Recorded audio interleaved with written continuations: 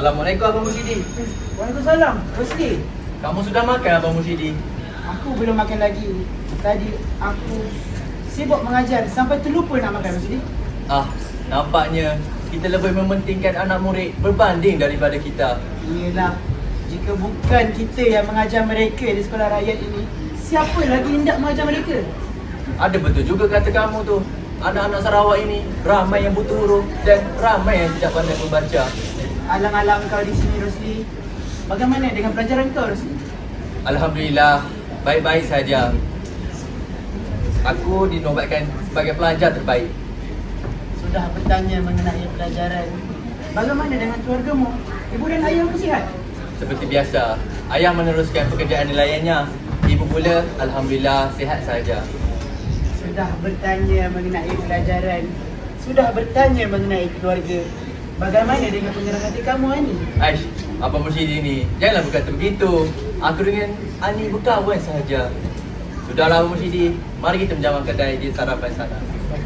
Rosli dan Musyidi terus bersama-sama bergerak menuju ke kedai makan yang berdekatan untuk bersarapan. Babak 2. Lantikan dari atasan. Sir dan Ken George Stewart kelihatan memasuki ruangan pejabatnya yang terletak di British Commonwealth Centre, Singapura. Setelah itu, tentera British yang sedang bertugas mengetuk pintu pejabat Sir dan Ken George Stewart sebelum memasuki ke ruangan pejabatnya.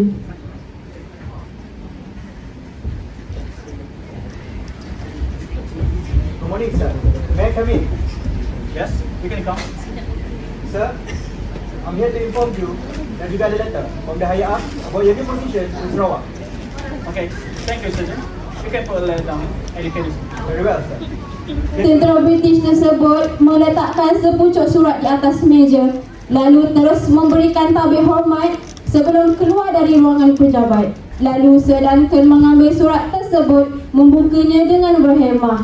Isi kandungan surat berikut merupakan arahan untuk beliau berpindah ke Sibu Sarawak sebagai Gubernur yang baru dan menggantikan Gubernur yang lama.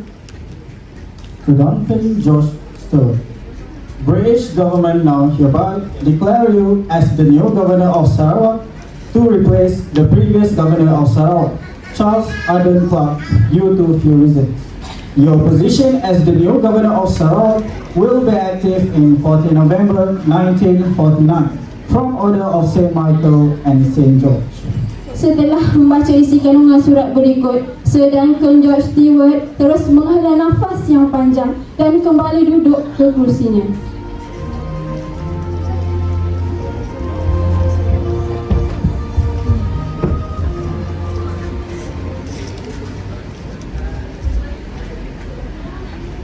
Babak 3.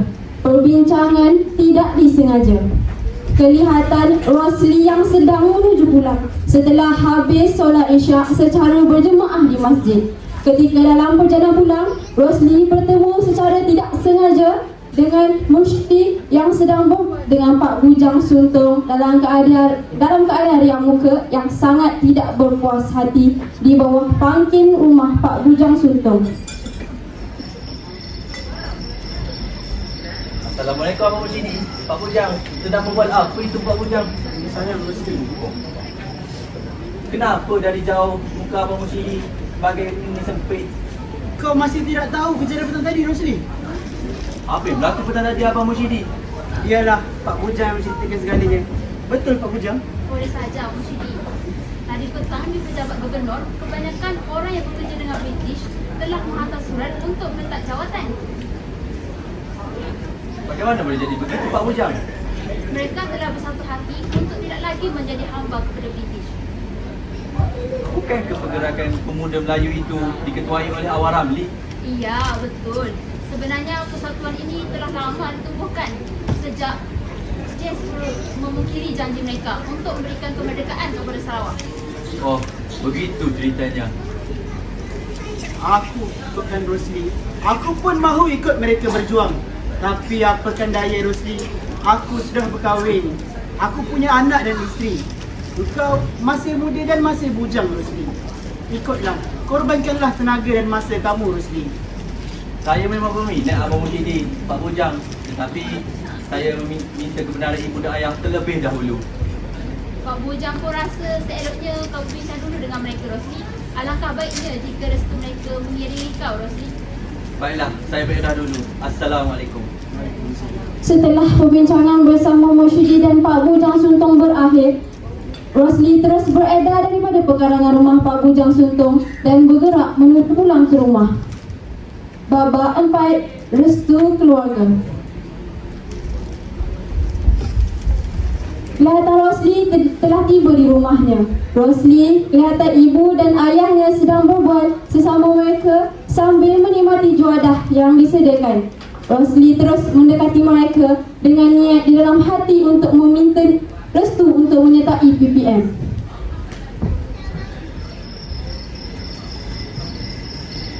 Assalamualaikum ibu, ayah. Waalaikumsalam. Kamu baru penanda mati? Ya ibu, seronok sedang berbual. Ada apa-apa Rosli tidak tahu ke? Tak ada apa yang menarik, Rosli. Ibu dan ayah kamu ni berbual kes-kesan tadi yang terjadi di pejabat terkenal tu. Ayah tahu, perjuangan mereka ini memang jujur dan betul-betul. Ayah masa muda dahulu pun macam tu. Ayah teringat dahulu bersama Pak Bujang dan juga Awang Rami. Kami bersama-sama menyuarakan suara campur. Tapi ayah sudah tua sekarang. Alangkah lebih baik jika ayah beringat dan binaan ayah berjaya. Biasalah tu bang, darah muda membuat kuat. Rosli, ibu nak tanya sikit ni. Kenapa itu ibu? Bolehkah kau mengumpan masa kau? Sekarang kan kau juga seorang pelajar dan kau mengajar di sekolah rakyat itu. Baik saja ibu. Rosli tahu bagaimana menguruskan diri sebagai seorang pelajar dan sebagai seorang guru. Ala-ala begini, Rosli ingin meminta restu ibu dan ayah. Apa itu Rosli? Rosli ingin menyertai PPM. Ramai kawan-kawan Rosli sudah menyertai. Rosli juga ingin. Tidak. Ayah tidak restu kamu minta BPM. Kenapa ayah? Bukankah ayah dahulu salah seorang ahli PPM juga? Ya betul. Dulu ayah ada seorang ahli PPM. Tapi sekarang tidak lagi. Rosli, kau kena ingat yang kau sekarang ni masih seorang pelajar. Belum sampai waktunya kita terlibat dalam ajian macam ni. Tapi ayah, Jangan melawan. Keputusan ayah adalah untuk kebaikan kamu, Rosli. Rosli terus masuk ke dalam rumah dengan hati yang sangat terluka kerana ayahnya membantah dan tidak merestui hasrat Rosli yang ingin menyertai PPM. Abang, janganlah kau nak berisu. Kesian anak kita tu. Kecil hati anak dia nanti. Kecil hati anak dia nanti. Itu juga untuk kebaikan dia. Malam telah melabuhkan tirainya. Babak 5. Bicara antara dua jiwa. Kelihatan Rosli telah bertemu dengan Ani di bawah pohon yang mana tidak jauh daripada rumah Ani.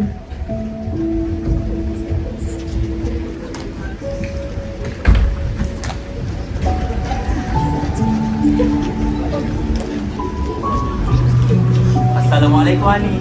Apa khabar orang di sana? Sihat? Waalaikumsalam. Ani sihat saja abang. Abang pula bagaimana? Abang sibuk mengulang kaji pelajaran dan menjadikan bahan untuk abang mengajar di sekolah rakyat sekarang. Oh, begitu. Ani ada dengar kabar berita. Kenapa abang menyertai perkara aksi penyerahan? Pada mulanya begitulah. Tapi apakan daya, ayah abang tak benarkan abang menyertai PPM. Salah ke tindakan abang ini Ani? Salah ke abang ini menjadi salah seorang bukan hamba kepada British? Tidak salah abang. Mungkin ayah abang lagi mengetahui apa yang terbaik untuk abang. Rosli terdiam seketika. Suasana menjadi senyap dan sunyi tanpa ada sebarang kata-kata yang keluar daripada mulut dua insan ini. Adakah Ani akan tetap menyokong abang walaupun abang menyertai PPM? Itu sudah pasti abang. Terima kasih Hani. Nanti abang sendiri akan berjumpa dengan Pak Ramli untuk menyatakan hasrat abang untuk menyertai PPM. Abang janji dengan Ani, bila sampai waktunya, abang akan jadikan Ani isteri kepada abang. Abang janji dengan nyawa abang. Janji dengan nyawa, kami tunggu kita. Abang beransur dulu. Tidak baik rasanya abang dengan Ani lama di sini. Nanti apa pula kata ibu ayah Ani nanti? Assalamualaikum. Waalaikumsalam. Rosli dan Ani terus beransur pergi menuju haluan masing-masing. Babak 6. Permulaan sebuah perjuangan.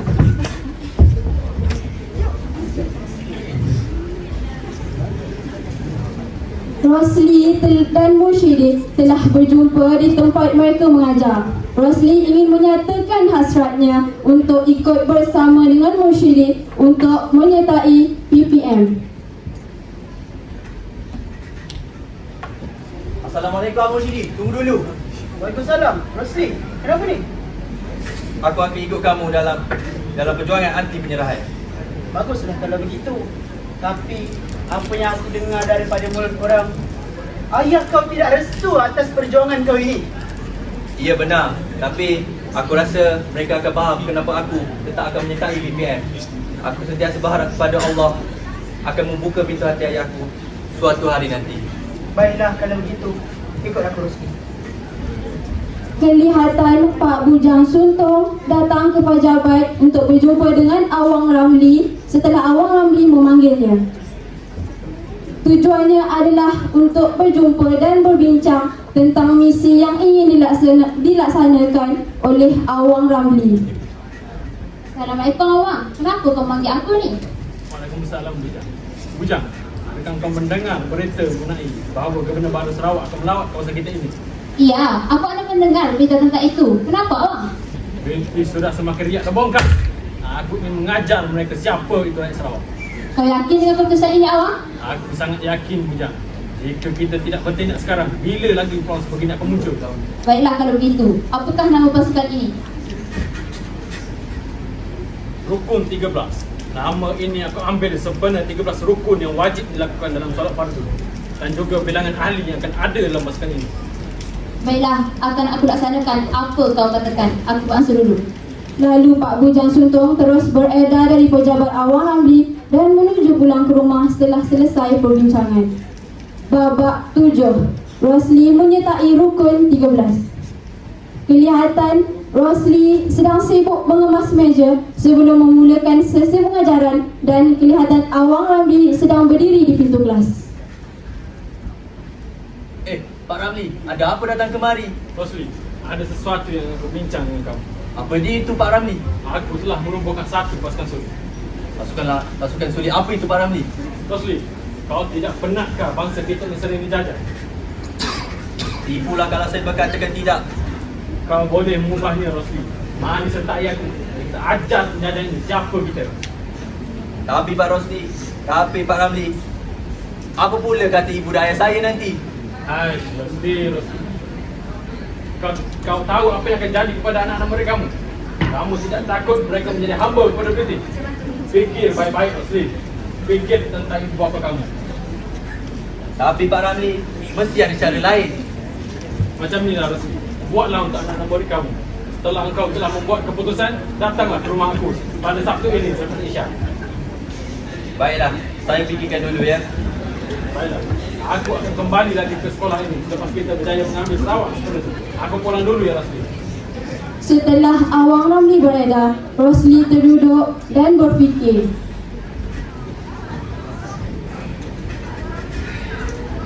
Aku sudah tahu apa yang perlu aku lakukan.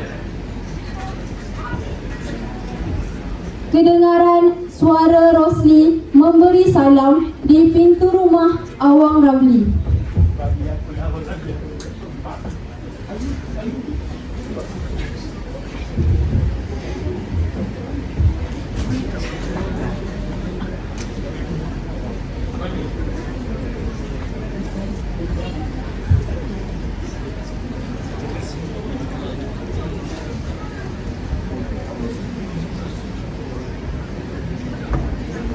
Assalamualaikum Pak Ramli. Waalaikumsalam. Pak Ramli, saya sudah bersedia. Lalu Awang Ramli memberikan kepada Rosli sehelai kertas yang terkandungnya ikrar rukun 13 kepada Rosli. Rosli, kau kena ingat, selepas saja engkau membaca baiat ini, wajiblah ke atas engkau untuk mematuhinya. Baiklah, saya faham Pak Ramli. Rosli terus berjabat tangan dengan Awang Ramli sebagai tanda persetujuan untuk Rosli menjadi ahli rukun 13. Bismillah, saya menyatakan bai'ah kepada Allah di hadapan rukun 13 akan bertanggungjawab. Saya sanggup berkorban jiwa, raga dan nyawa saya. Babak 8. perancangan Rukun 13. Sebuah perjumpaan Rukun 13 telah diadakan di mana Awang Ramli, ahli Rukun 13, Morsyidi dan Rosli berkumpul. Pada 3 Disember ini akan ada satu perarakan untuk menjambut Gubernur baru Sarawak, Duncan George Stewart. Duncan George Stewart akan tiba di JT pada 7.30 pagi. Sebuah kereta akan mengambil dan membawanya ke Pekan Sibu. Selepas itu dia akan diarak dari Pekan Sibu ke pejabat kerajaan. Berapa ramai yang terbabit? Semua pelajar sekolah terlibat dalam perarakan ini. Ada dalam 300 hingga 500 orang murid. Tujuan kita adalah untuk membunuh Gubernur baru, pegawai British, Mr. Barkov dan Mr. Pai. Tak lupa juga pengkhianat utama Melayu, Abang Raja. Rosli, kau ingat Rosli? Kita akan mengepung pasukan yang arah ini dari kiri dan kanan. Morsyidi akan ke hadapan untuk mengambil gambar sebagai tanda untuk kita menyerang. Apabila cahaya kemerah menyala, itu adalah tanda untuk kita menyerang. Serangan kita mesti serentak supaya mereka terkejut, dan tidak sempat untuk mengeluarkan senjata. Tapi Pak Ramli, mereka itu ada senapang dengan pistol. Kita apa je yang ada? Muslim, kau dan Morsyidi akan menyertai penduduk yang akan diarak itu. Morsyidi akan ke hadapan sambil memegang kamera, dan setelah cahaya kamera menyala, engkau akan keluar dan menikam Duncan George Stewart.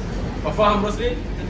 Tapi Pak Ramli, kenapa saya yang perlu membunuh Duncan George Stewart? Kenapa tidak Abang Morsyidi dan Pak Ramli sendiri? Bagaimana kalau saya mati? Maka itulah kematian yang terbaik. Baiklah Pak Ramli, kita perlu pastikan orang lain tidak tercedera. Yang lain, kita akan pastikan penduduk menyarap selepas serangan itu berlaku. Tapi Pak Ramli, saya rasa rancangan ini tidak kukuh. Kita perlu susun atur semula. Tidak boleh. Ini sahaja masa kita. Tidak akan ada lagi masa lain. Tapi Pak Ramli, ada betul juga kata Abang Morsyidi. Pak Ramli, jawatan Gubernur itu jawatan paling tinggi bukan? Betul. Kalau hanya Duncan George Stewart yang dibunuh, maka perkara ini akan disampaikan oleh pihak British. Jadi, kita tidak perlu membunuh pegawai yang lain. Tapi Beginilah, kalau Pak Ramli hanya untuk membunuh Duncan George Stewart, saya akan melakukannya. Dengan syarat, kita perlu pastikan orang lain tidak tercedera. baiklah, aku setuju.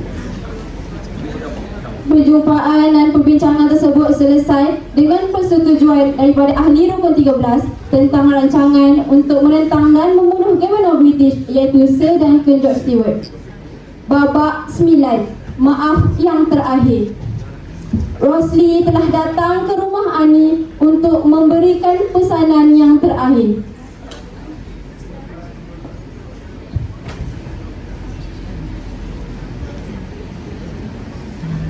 Assalamualaikum. Waalaikumsalam. Ani, maafkan Abang.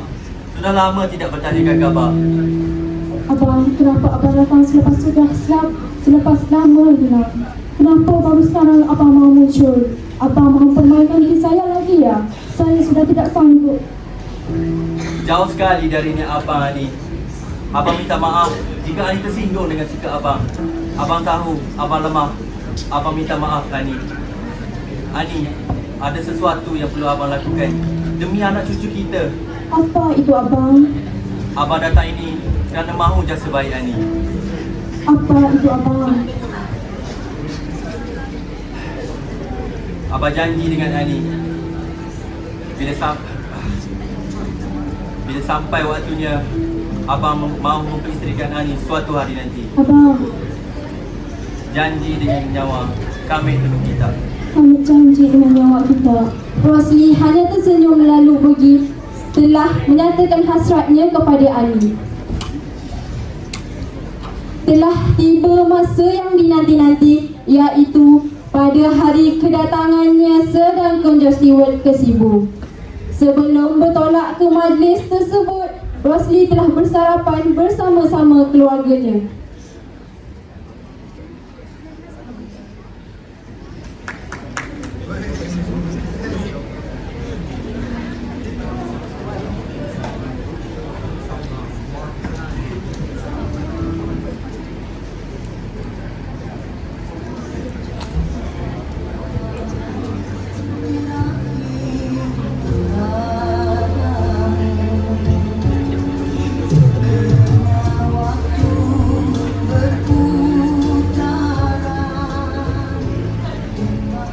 Ayah, Rosli pergi dulu ayah.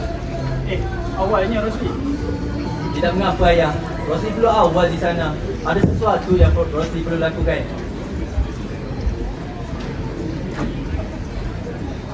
Ibu, maafkan segala kesalahan Rosli. Mohon ibu halalkan makan dan minum Rosli. Rosli hanya tersenyum kepada ibunya. Rosli, ibu selalu memaafkan kau. Tapi kenapa kau tu tiba-tiba jak minta maaf?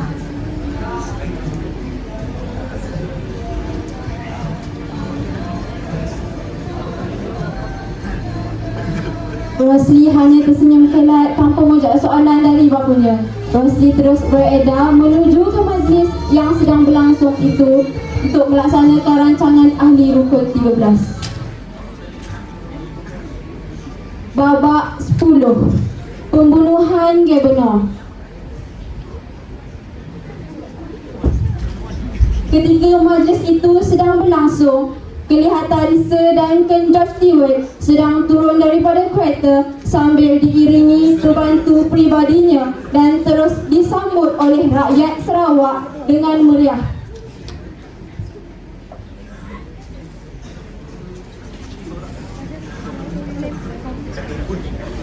Rosli, itu dia governor baru yang kita tunggu. Oh, mari kita cari masih sesuai untuk bunuh dia. Risau aku Rosli. Mari kita lakukan. Gambar. 2,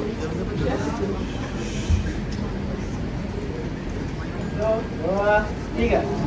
Allahu Akbar! Rosli! Suasana menjadi riuh rendah. Rosli dan Mursyidi cuba untuk melarikan diri, tetapi akhirnya mereka ditangkap di tempat kejadian. Sir Duncan Stewart telah mati 3 hari kemudian akibat tikaman yang dilakukan oleh Rosli.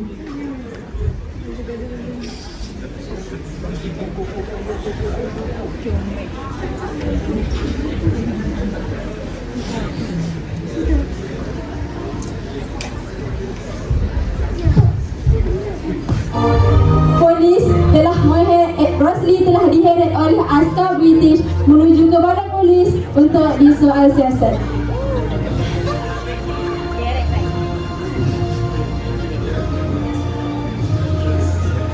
Babak 11. Soal siasat. Rosli dan Mursyidi telah tangkap dan dibawa ke penjara untuk disoal siasat tentang kejadian yang berlaku semasa majlis tersebut.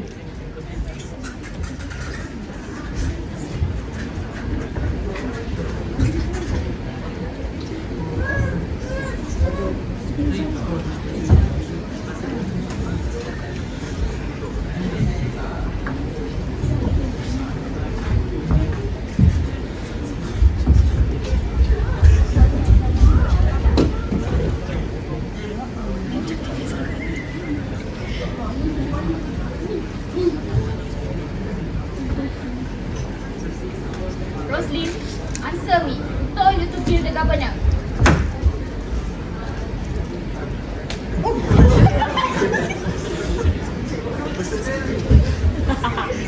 No one. I want to kill him myself. Sergeant, bring me his friend.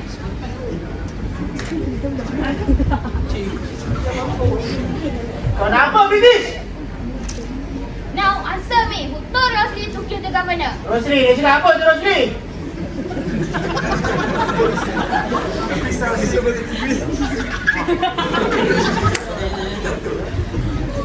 Don't you understand? The punishment of murder is death by hanging. It's not a murder. It's an attempted murder. So, you two don't want to tell us, huh? Aku tak akan beritahu apa-apa pun. Then I shall put you into a jail where you can be rotten like a dead mouse. Rosli dan Mursyidi terus diheret dan dimasukkan ke dalam lokap.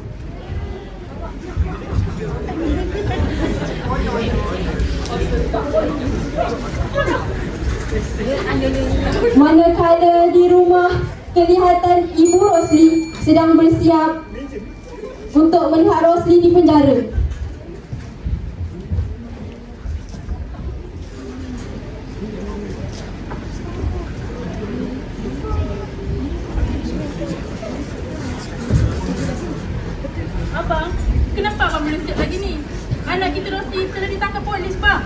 kenapa kita perlu tengok dia? Dia tak perlukan kita semasa dia buat kesalahan tu. Sejahat-jahat dia pun bang, dia tak tetap anak kita. Sudah. Takkan abang nak biar kita kesorangan di sana? Kesian dia bang. Awak tu bini saya. Awak kena ikut cakap saya. Saya cakap jangan pergi, jangan pergi. Dan jangan awak sebut nama dia. Dia bukan anak kita lagi. Dan setelah disiasat, pihak British mengetahui bahawa Rosli adalah salah seorang rukun 13. Setiap ahli rukun 13 diburu dan dihumban ke dalam penjara. Babak 12. Penipuan pihak British. Kelihatan pihak British datang ke rumah Rosli untuk mendapatkan surat beranak Rosli daripada ibunya.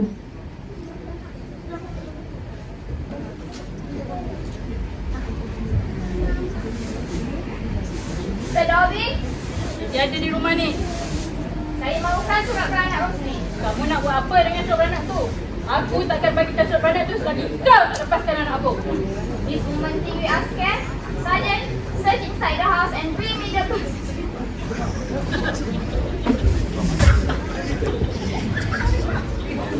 Babak 13. Pengakhiran seorang perwira.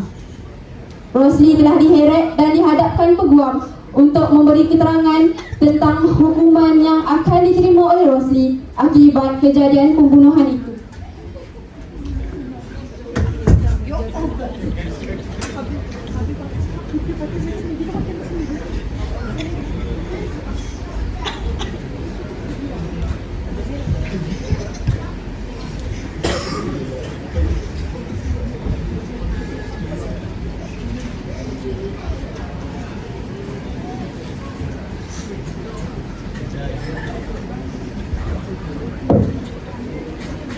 Good morning, Rosli. We have confirmed the date of your trial. What are the charges? You will be tried for the murder. Hold on. This is not my birth certificate. I'm not 19. This is what your mother gave me. I was born in 1930. I was born in 1932. Am I gonna be tried as adult? Yes, you are. Setelah dibicarakan, Rosli Dobby, Mursyidin, Awang Ramli, Bujang Suntung dan ahli rukun 13 telah dijatuhkan hukuman dari mahkamah di mana mereka akan dijatuhkan hukuman gantung sampai mati, manakala ahli rukun 13 yang lain akan dipenjara seumur hidup.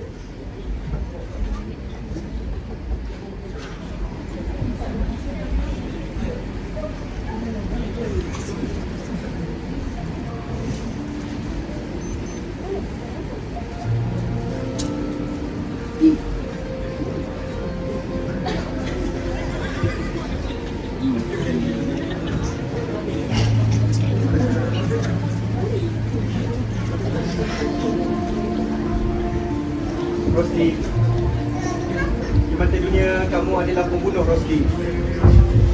Tapi di mata kami kamu adalah seorang pejuang. Kemarilah kamu dengan tenang. Semoga rohmu dicucuri rahmat. Sebelum Rosli dijatuhkan hukuman gantung, Rosli telah menuliskan sebuah warkah yang terakhir untuk keluarga. Salam sayang kepada ibu dan ayah. Salam sayang kepada adik dan kakak. Ucaplah selamat tinggal atas kematian anda yang mulia. Sesungguhnya Allah telah menetapkan kodok dan kadar.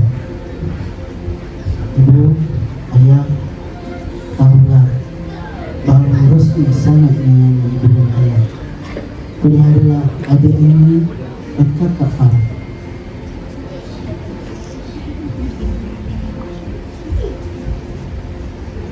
Permintaan terakhir anak itu adalah selamatkanlah jasad anak anda dengan panji salam. Salam sembah dan salam sayang daripada anakmu Rosli.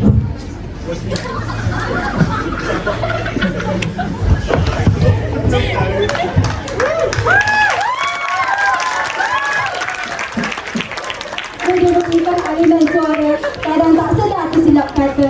Anda terlanjur patah bicara. Serendah hati kemaafan diminta. Sekian, terima kasih dari kami.